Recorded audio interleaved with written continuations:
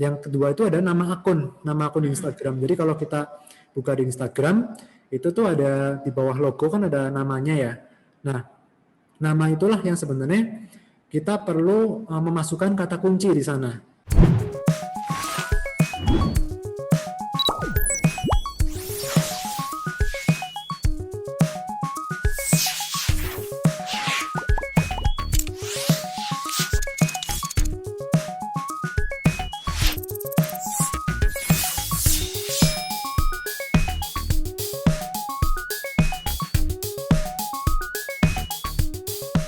Jadi kalau menurut saya yang dimaksud akun unik itu tuh jadi gini, mungkin saya jelasin mengenai penamaan di Instagram dulu ya, Mbak Tentri ya.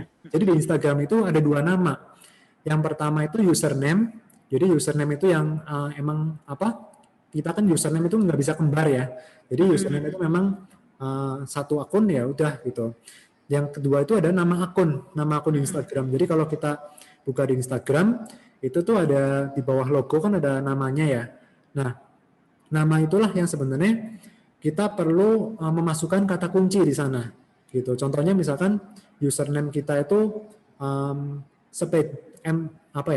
BMX, sepeda BMX gitu ya, atau nama brandnya gitu ya. Tapi di namanya Instagram itu nama akunnya itu cuma tulis BMX doang gitu, atau sama kayak nama username-nya gitu ya. Nah itu kan jadi kalau orang cari kan biasa dari hashtag ya, kata kuncinya gitu ya.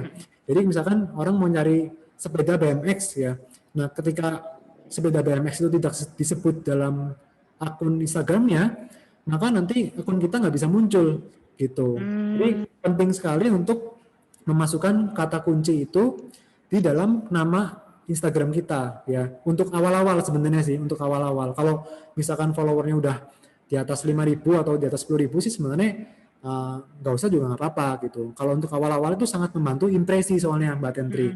Impresi itu jadi ketika orang cari produknya apa gitu ya, orang kan biasa jarang banget ya Mbak Tentri kalau nyari nama brandnya gitu ya. Apalagi kalau nama brandnya masih baru gitu. Biasa mereka cari dari nama produknya gitu, kayak misalkan sepeda BMX atau hijab atau kurma apa gitu ya. Biasanya namanya dari kata kuncinya itu sih. Jadi penting untuk memasukkan kata kunci di dalam Instagram name kita gitu. Ibaratnya kalau misalnya saya cari BMX tadi di bio juga harus ada penjelasan juga ya Mas ya? Ya, betul. Di bio juga kita bisa jelasin lebih detail gitu. Tapi biasanya yang berpengaruh pada pencarian itu lebih ke username atau ke nama Instagramnya sih di sana.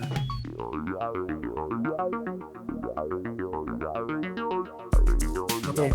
Nah, kalau terkait riset konten itu sebenarnya tidak ada patokan sih, mau berapa kali dalam seminggu atau sehari sekali itu sebenarnya bebas gitu. Nah, kalau untuk meriset konten itu, kalau cara termudahnya itu kita bisa melihat dari kompetitor kita gitu. Misalkan kita baru mulai nih di Instagram, follower kita masih 0, yang artinya adalah kita masih nggak tahu sama sekali nih, ini follower kita atau calon target market kita tuh senengnya apa, terus usia berapa kita nggak tahu, konten apa yang mereka seneng kita nggak tahu juga ya. Jadi dengan kita meriset dari kompetitor, kita bisa pilih nih 5 kompetitornya siapa, lalu kita bisa kepoin postingan apa yang paling engage atau postingan apa yang paling disukai sama target marketnya si kompetitor. Nah itu kita bisa lihat dari hashtag atau dari top postnya atau dari engagement yang tertinggi itu apa gitu. Nah dari situ kita bisa remake kontennya. Contohnya misalkan kompetitor itu punya konten yang engagement tinggi nih, yang membahas tentang 3 cara menurunkan kolesterol secara alami tanpa efek samping gitu ya. Nah itu tinggi tuh engagementnya tuh. Nah kita kalau memang menjual produk yang mirip atau sama, itu bisa bikin konten yang lebih detail gitu misalkan. Jadi kita bisa keluarin konten tentang 5 cara menurunkan kolesterol secara alami tanpa efek samping misalnya gitu. Kan orang bisa target marketnya bisa ketarik juga ke sana gitu.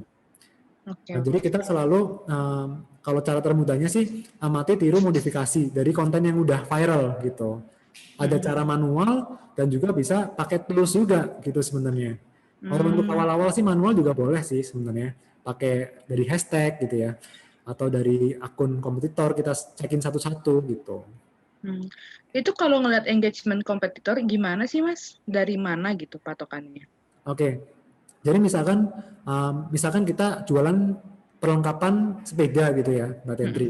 Jadi kita bisa melihat hashtag apa yang dipakai kompetitor. Misalkan ternyata hashtagnya hashtag sepeda gunung gitu ya. Nah, dari hashtag sepeda gunung itu kita lihat nih top postnya itu kan ada kalau kita search hashtag kan akan muncul ya Iya, iya, iya. postingan yang populer gitu ya. Nah, itu yang populer atau yang viral itu yang 9 teratas. Nah, kita kepoin tuh 9 teratasnya itu apakah video, apakah gambar gitu ya. Nah, dari situ kita bisa melihat nih, oh ternyata konten yang populer ini membahas tentang tips and trick nih misalkan. Nah, maka kita bisa bikin konten sejenis gitu ya. Jadi kurang lebih gitu sih Mbak Tendri untuk cara risetnya gitu.